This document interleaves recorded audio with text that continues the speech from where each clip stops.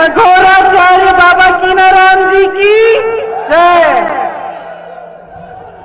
बहनों और भाइयों, बहुत धूप है, काफी समय से आप इंतजार कर रहे हैं। आप सबका इस सभा में बहुत बहुत स्वागत और मेरी तरफ से बहुत बहुत आभार कि इतनी देर से आप धूप में इंतजार किए। श्री देवेंद्र सिंह जी आपके प्रत्याशी, श्री राम जी चकिया के प्रत्याशी, श्री बाजीराव खादी जी, श्री श्यामलाल जोगचंद जी, श्री धनंजय सिंह जी, सरिता पटेल जी, श्री धर्मेंद्र तिवारी जी, श्री राम जी गुप्ता जी और श्रीमती मधुराई जी और मंच पर उपस्थित सभी कांग्रेस के नेतागण, सभी कांग्रेस के पदाधिकारी, मेरे साथियों, आप सबका भी इस सभा में बहुत बहुत स्वागत। महादेव।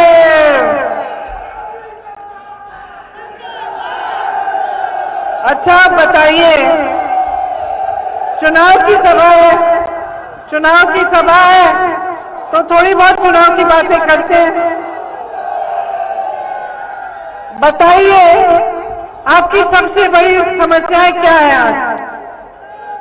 कड़वा तेल, कड़वा तेल महंगा हो गया है, 250 रुपए में मिल रहा है। एक दिहाड़ी कितनी है? 250 की दिहाड़ी और 250 का तेल। बढ़िया। महंगाई बहुत बढ़ गई है। बेरोजगारी, कितने नौजवान हैं यहाँ?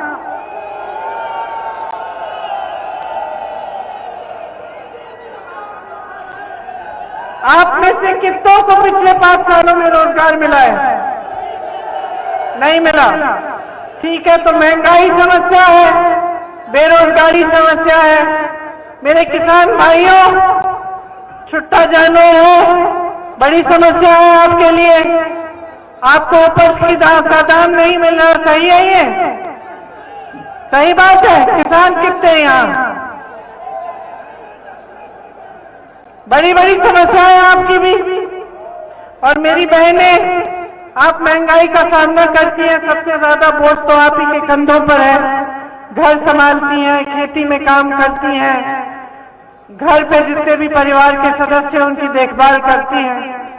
तो मुख्य तौर से मैं ये धान नहीं खरीद रहे हैं। किसान बहुत परेशान है और जो छोटे दुकानदार, छोटे व्यापारी हैं, वो भी परेशान हैं। वो भी कमा नहीं पा रहे हैं सरकार की नीतियों से। तो महंगाई, बेरोजगारी, जो किसानों की समस्याएं हैं, जो महिलाओं पर अत्याचार हो रहे हैं, जो छोटे व्यापारी, छोटे दुकानदार, उनकी समस्याएं, ये है ना आपकी समस्याएं? सही है? तो जब महंगाई आपके घर आती है तो क्या दरवाजा खटखटा के पूछती है कि आपका धर्म क्या है, आपकी जाति क्या है? नहीं पूछती, आ जाती है। हाँ? और जब बेरोजगारी आती है तो क्या बेरोजगारी पूछती है कि भाई तुम किस जाति के हो, तुम किस धर्म के हो, चलो ये दरवाजा छोड़ देता हूं, मैं उसके घर चले जाता हूं? पूछती है बेरोजगारी? नहीं पूछती। ठीक है, तो जो छुट्टा जानवर आपका खेत चलता है तो क्या पहले चलने से पहले पूछता है कि भाई ये किसका खेत है? ये हिंदू का खेत है या मुसलमान का खेत है? या ये कौन सी जाति का खेत है भाई कि मैं इसको चलूं या ना चलूं? कि चले जाता है? चले जाता है, नहीं पूछता।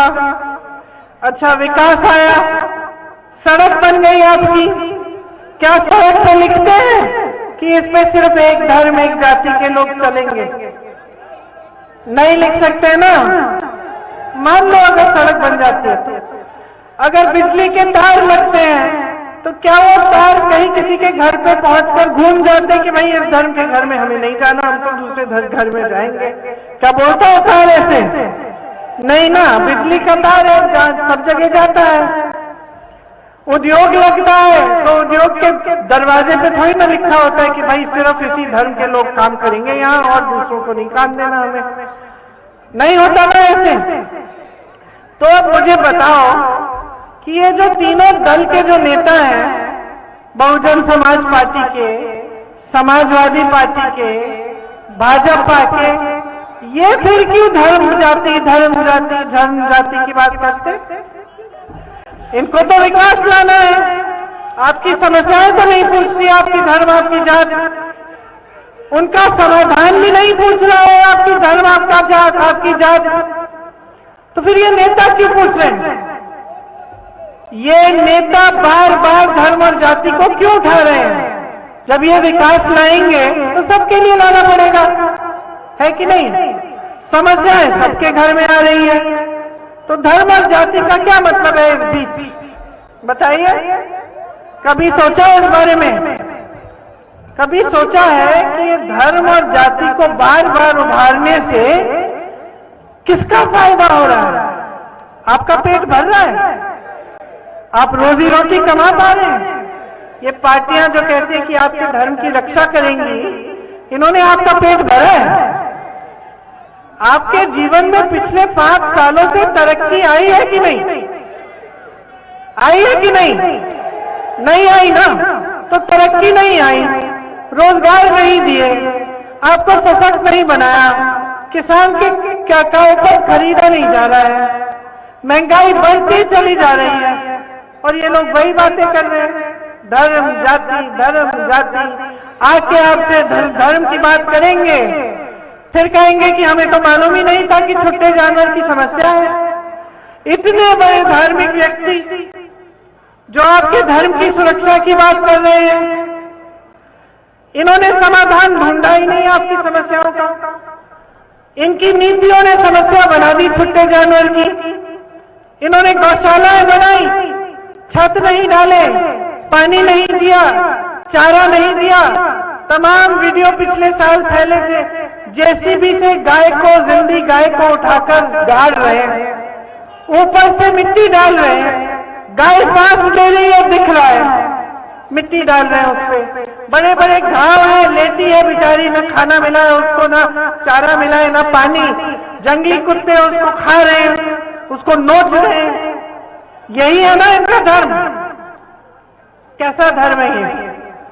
कैसा धर्म है ये इनका? ये सिर्फ राजनीति के लिए है ये धर्म। असली धार्मिक व्यक्ति जानता है, जिसके दिल में धर्म है, चाहे वो हिंदू धर्म हो, मुसलमान धर्म हो, ईसाई धर्म हो, बौद्ध धर्म हो, वो नेता जिसके दिल में धर्म है, वो जानता है कि जनता की सेवा सबसे बड़ा धर्म है। हर किताब में लिखा है, आप भगवत गीता को पढ़िए, आप कुरान शरीफ को पढ़िए, आप बौद्ध धर्म की किताबों को पढ़िए, जैन धर्म को सुनिए, किसी भी धर्म को देखिए, उसमें यही लिखा है कि नेता का सबसे बड़ा धर्म सेवा है। ये तो अपना धर्म ही भूल गए, एक औजार बन गया, एक हथियार बन गया इनके लिए, और वो भी उन्हीं के फायदे के लिए, जनता का ध्रुवीकरण करके, आपको अलग करके। यही तो फायदा उठा रहे हैं, नुकसान तो आपका हुआ जा रहा है। दशकों से आपके प्रदेश में जाति और धर्म की राजनीति चल रही है। आपका प्रदेश, ये उत्तर प्रदेश, आपका प्रदेश, मेरा प्रदेश, इसने तो देश को तमाम प्रधानमंत्री दिए, इसने देश को राजनीतिक दिशा दिखाई, इसने देश को आजादी दिलवाई। उत्तर प्रदेश के किसानों ने, उत्तर प्रदेश के नेताओं ने आजादी दिलवाई। उत्तर प्रदेश में सबसे ज्यादा नौजवान हैं, सबसे ज्यादा हुनर है, सबसे उपजाऊ जमीन है, और आज उत्तर प्रदेश ही खाई में। यहाँ के नौजवान तमाम बेरोजगार हैं, यहाँ के किसान परेशानियों से घिरे हुए हैं, यहाँ के व्यापारी कमा नहीं पा रहे हैं, यहाँ की महिलाएं असुरक्षित हैं, सशक्त नहीं है। ये कैसे हुआ? कभी आपने सवाल अपने आप से किया? ये आपका प्रदेश है, आपका देश है, आपकी जमीन है। कभी आपने अपने आप से पूछा है कि कैसे हुआ? कि क्या हमारी कोई भागीदारी थी इसमें? क्या हमसे कोई गलती हो गई और मैं आज यहाँ खड़े होकर दिल से आपको कहना चाहती हूं, आपसे गलती हुई है, बहुत बड़ी गलती हुई है आपसे। आपने धर्म और जाति के आधार पर राजनीति को बहुत बढ़ा दिया। इससे क्या हुआ? इन नेताओं को ये बात, ये एहसास हो गया कि भाई 5 साल बाद फिर से हम धार्मिक धर्म की बात कर लेंगे, हम जाति की बात कर लेंगे, इसी आधार पर तो हमें वोट मिल जाएगा। जनता तो भोली भाली है, हमारे जाल में फंसी जाएगी, तो हमें काम करने की क्या जरूरत है? ये एहसास हो गया इन सब नेताओं को, तीनों पार्टियों को, सब नेताओं को यह एहसास हो गया कि भैया अब तो हमें काम करने की जरूरत ही नहीं है, क्योंकि उत्तर प्रदेश की जनता हमसे पूछेगी ही नहीं। हम जाएंगे धर्म के आधार पर उनके जज्बातों को उभार देंगे, जाति के आधार पर उनके जज्बातों को उभार देंगे, सत्ता मिल जाएगी, राज करेंगे। हम ऐसी नीतियां लाएंगे जिससे हम राज और सत्ता में रहें, हमारे बड़े बड़े उद्योगपति मित्रों का फायदा हो, जनता गरीब की गरीब रह जाए। ये भी एहसास हो गया है कि जब जनता गरीब रहती है, जब नौजवान बेरोजगार रहता है, जब पेट खाली रहता है नौजवान का, तो गुस्सा ज्यादा होता है, निराशा ज्यादा होती है, दुख ज्यादा होता है। और कोई भी माँ बाप बता देगा आपको, जिसका 20-25 साल का बच्चा हो, मेरे हैं, मैं बता देती हूँ कि जब बच्चा व्यस्त होता है, पढ़ाई कर रहा है, काम कर रहा है, कमा रहा है, तब सही रहता है। जब कमा नहीं पा रहा है, घर पे आलसी है, बैठा हुआ है, नौकरी नहीं मिल रही है, बेरोजगार है, तब उसको फुसलाना, उसको गुमराह करना बहुत आसान है। उसके जज्बातों पर के आधार पर कोई भी उससे कुछ करा सकता है, गलत काम में चले जाएगा, गलत चीज करेगा, क्योंकि वो बेरोजगार है, व्यस्त नहीं है। कोई भी माँ बाप बता देगा। तो क्या आप सोचते कि ये नेता नहीं समझते ये बात? क्या आप सोचते कि ये इतने सालों में ये नहीं समझ गए कि नौजवान बेरोजगार रहेगा तभी तो इसको फुसला पाएंगे, तभी तो इसकी टोलियां बनाएंगे और धर्म के नाम पर, जाति के नाम पर इसको हम उकसाएंगे और इसके जज्बातों को उभार कर हम वोट लेंगे, मोटरसाइकिलें दे देंगे, झंडे लेंगे, घूमेंगे, सब जगह नारेबाजी करेंगे, धर्म के आधार पर, जाति के आधार पर लोगों को के जज्बातों को उभारेंगे और वोट मिल जाएगा हमको। क्या आप समझते हैं? ये समझे नहीं है? अरे सब जानते हैं, ये सब जान गए हैं कि यही रास्ता है सत्ता का। एक जमाने में नेता समझते थे कि सेवा करनी है, अगर हम विकास नहीं लाए, मेरे पिताजी समझते थे।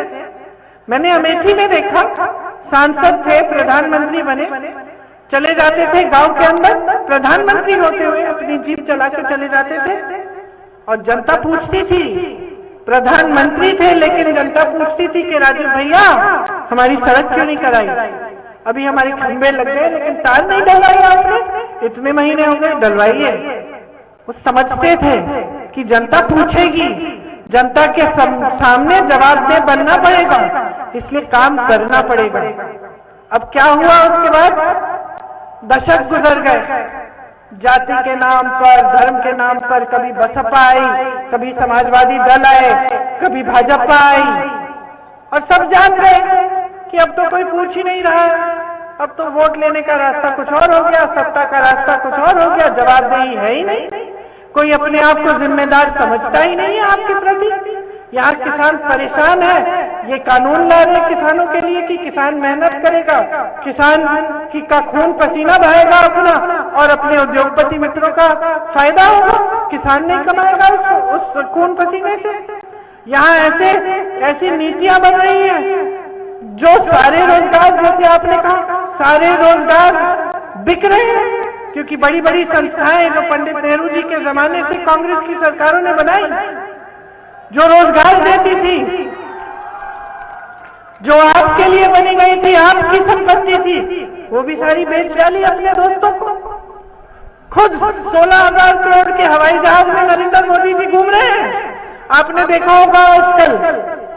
आजकल ही आए हैं ना, 5 सालों में तो नहीं दिखे, एक आध उद्घाटन कर लिया होगा। अब 3 दिन आ गए वाराणसी चुनाव के समय, अपने बड़े हवाई जहाज में 16,000 करोड़ का के 2 हवाई जहाज हैं इनके, और पूरे देश के गन्ने का बकाया 14,000 करोड़ है। आप वो बकाया नहीं दे पाए, लेकिन अपने लिए आपने उतने का ही 2 हवाई जहाज खरीद लिया और उसमें आप घूम रहे पूरी दुनिया। आपकी ये हिम्मत हो गई है, आपने इतनी हिम्मत दे दी है भाई और बहनों, मैं क्या कहूं आपसे। आपने हिम्मत इतनी दे दी है कि आपके सामने मंच पे खड़े होकर कह सकते हैं कि हमें मालूम नहीं था कि आपके छुट्टे जानवर की समस्या है। इनकी सरकार 5 सालों से और इनको मालूम नहीं। आपने इतनी हिम्मत दे दी है कि जिस मंत्री के बेटे ने 6 किसानों को लखीमपुर खेड़ी में अपनी जीप के नीचे खुलेआम कुचल डाला, उस मंत्री को अपने मंच पर अपने साथ रखते हैं, उस मंत्री के बेटे को रिहा कर दिया, उसकी जमानत करा दी। आपने इतनी हिम्मत दे दी है, आपने इतनी हिम्मत दे दी है कि आपको गरीब रखने की हिम्मत हो गई है इनकी। आपके लिए काम करना नहीं चाहते और अब खुलेआम कहते हैं। आपके सामने चुनाव के समय आपकी समस्याओं की बात नहीं होती, बुलडोजर की बात होती है। तो बुलडोजर चलाए आपके क्षेत्र की माफिया पे, चलाए, क्यों नहीं चलाए इन पे? किसके संरक्षण में काम कर रही है यहां की माफियाएं? इनके संरक्षण में चल रही हैं। इन पर बुलडोजर कभी नहीं चलेगा, समझे आप? इनकी सारी नीतियां सिर्फ अमीरों के लिए हैं। ये बुलडोजर, ये बड़ी बड़ी बातें, ये सब गरीबों के लिए हैं। गरीबों को गरीब रखने की बातें हैं। आपका विकास कोई नहीं चाहता। आपकी आजादी के लिए जब लड़े नहीं, जब शहीद नहीं हुए, जब खून नहीं बहाया इस देश की जमीन के लिए, तो कैसे समझेंगे कि आजादी क्या होती है? कांग्रेस के नेताओं ने और आपके पूर्वजों ने इस देश को आजाद बनाया। इस देश के किसानों ने, जब तक इस देश का एक एक नौजवान अपने पैरों पे नहीं खड़ा होगा, तब तक वो आजाद नहीं हो सकता। ये होती है आजादी। आज आप सबको गुलाम बनाया जा रहा है। आज ये राजनीतिक दल जो समझ गए हैं कि आपके जज्बातों पर और के आधार पर ये फूल रहे हैं, फल सकते हैं, इनकी तरक्की हो सकती है, ये आपकी तरक्की नहीं करना चाहते और आप किसी वजह से समझ ही नहीं रहे हैं। आप आंखें मूंद कर इनको वोट दे देते हैं। कोई कहता है इस धर्म का, कोई कहता है उस धर्म का, कोई कहता है इस जाति का। बर्बाद कौन हो रहा है? ये बर्बाद हो रहे हैं। ये तो बड़े बड़े हवाई जहाजों में घूम रहे हैं। इनके बच्चे तो विकसित हो रहे हैं, बाहर जाके पढ़ते हैं। जिनके बच्चे नहीं है उनके दोस्त विकसित हो रहे हैं। 1000 करोड़ कमा रहे हैं एक दिन में। 1000 करोड़ एक उद्योगपति कमा रहा है, प्रधानमंत्री का करीबी दोस्त, और यहां किसान 27 रुपए नहीं कमा पा रहा है। और मैं आपसे ये कहने आई हूं कि इसमें आपकी एक बहुत बड़ी जिम्मेदारी है। आपने बहुत बड़ी गलती की है, इस गलती को सुधारो। अगर इस गलती को नहीं सुधारोगे 5 साल और भुगतोगे। आज इस सरकार ने 12 लाख रोजगार खाली रखे हुए हैं 5 सालों से। नियत समझिए इनकी, 5 सालों से 12 लाख रोजगार खाली है, इन्होंने भरे नहीं। अगर मैं इस मीटिंग में पूछूं कि कितने नौजवान हैं जो बेरोजगार हैं और वो हाथ उठाएं, यहां पे हजारों दिख जाएंगे। क्या उनको दिखे नहीं? क्या योगी जी को दिखे नहीं? मोदी जी कहते हैं उन्होंने लखपति बनाए हुए हैं यूपी में, कि पूरा यूपी लखपतियों से भरा है। इतनी हिम्मत दे दी आपने। अरे जो नेता कभी गांव नहीं गया देखने के लिए कि क्या स्थिति है, क्या परिस्थिति है, वो कह रहा है कि लखपति बनाए हैं। मैं तो हर गांव जाती हूँ, जिले जिले में जाती हूँ, गांव गांव जाती हूँ, मुझे कोई लखपति नहीं दिखता, सिर्फ गरीबी दिखती है।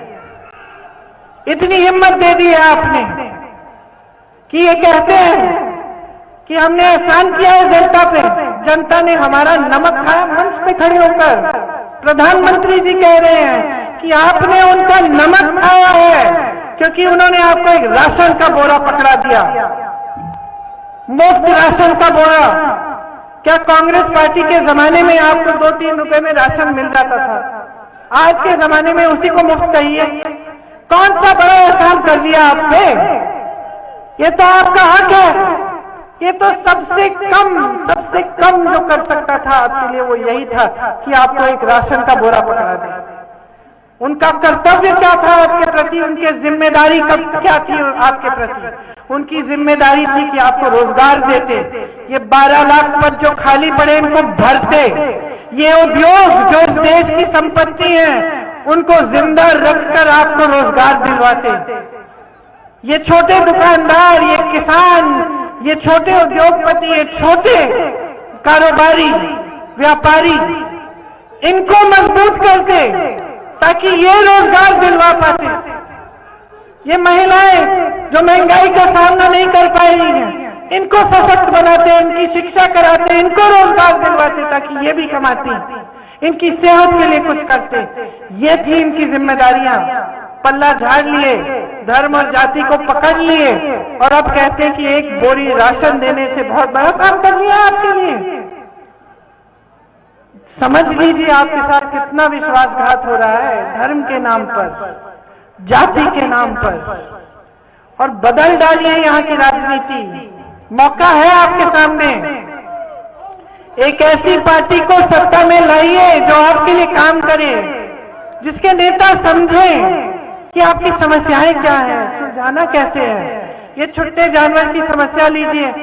छत्तीसगढ़ में बहुत बड़ी समस्या थी ये। छत्तीसगढ़ में कांग्रेस की सरकार है, उन्होंने क्या किया?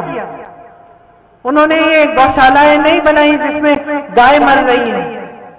उन्होंने जनता से कहा, देखिए आप छुट्टे जानवर का देखभाल करो अपने घर में, सरकार आपसे 2 रुपए किलो में गोबर खरीदेगी, ठीक है?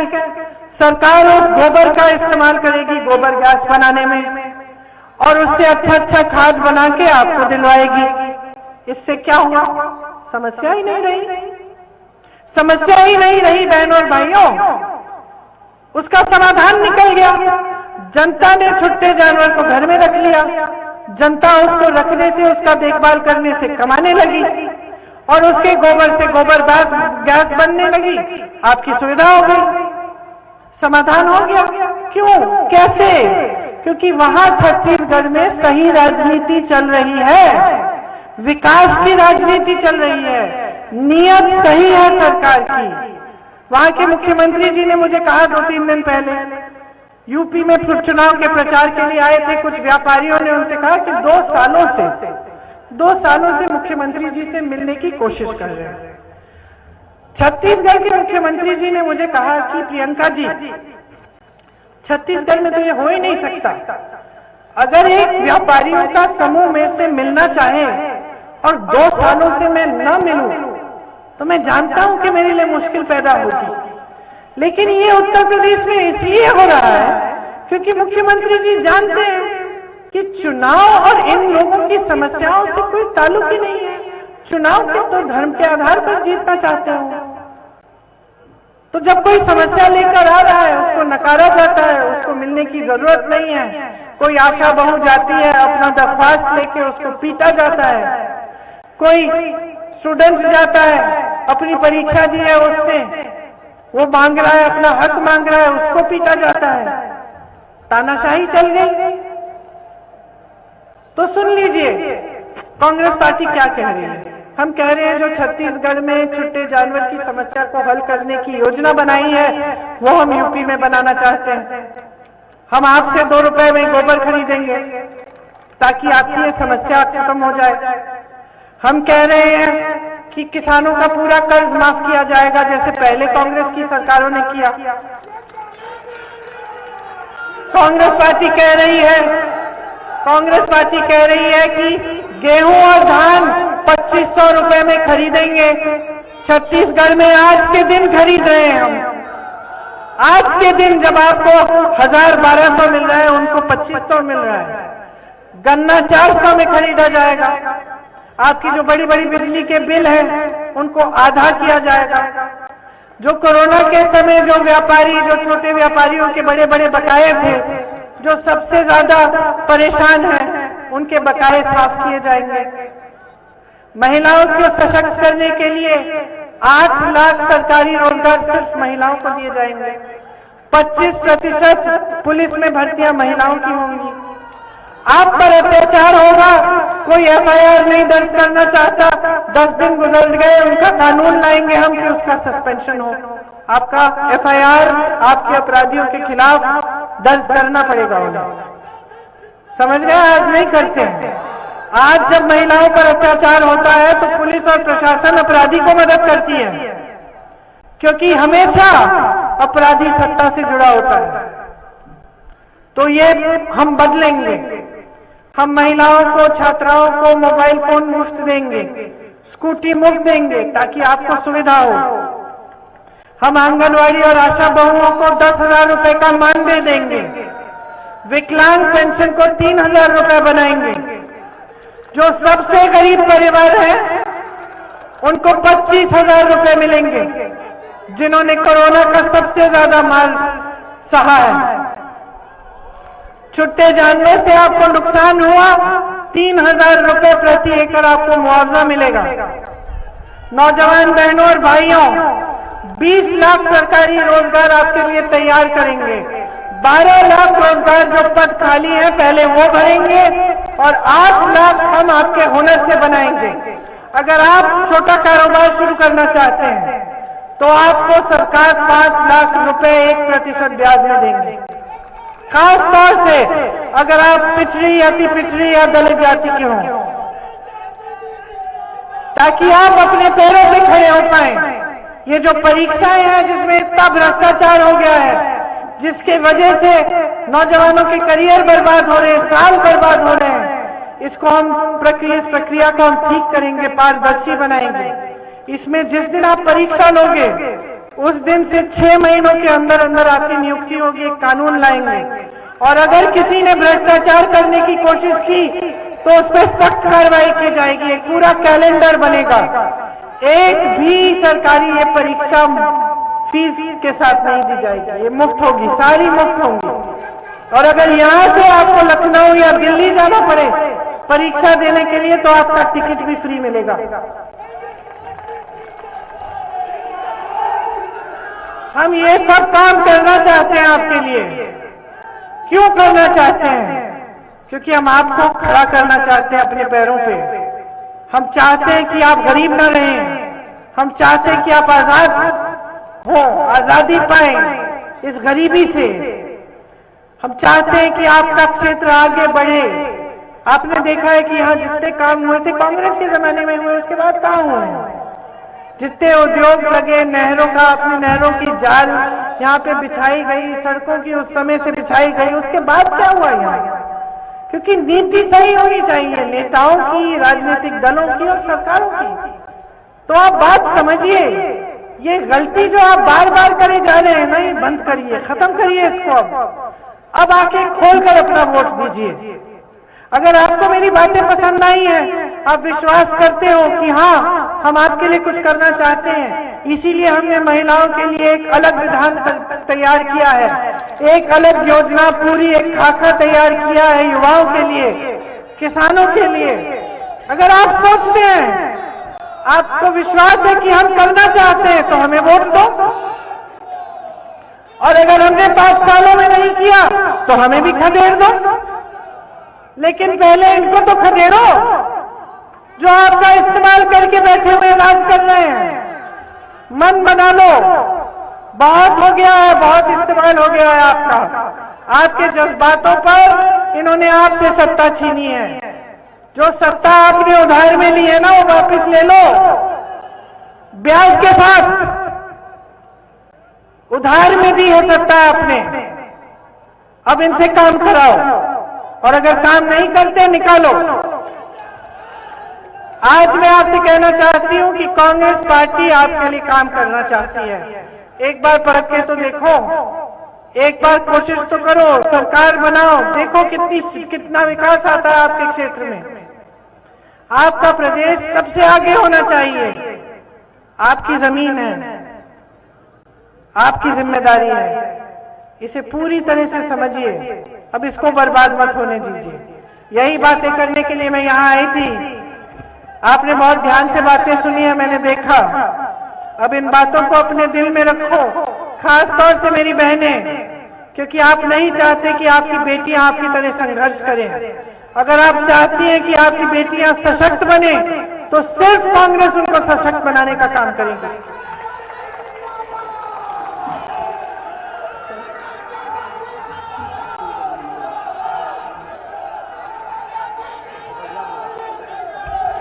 तो देखिए, यहां पे आपके प्रत्याशी देवेंद्र सिंह जी हैं, चकिया से, सकलडिया से देवेंद्र सिंह जी हैं, चकिया से राम सुमेर राम जी हैं। इनको आगे बढ़ाकर आप अपने भविष्य को मजबूत बना रहे हैं, ये बात समझ लीजिए।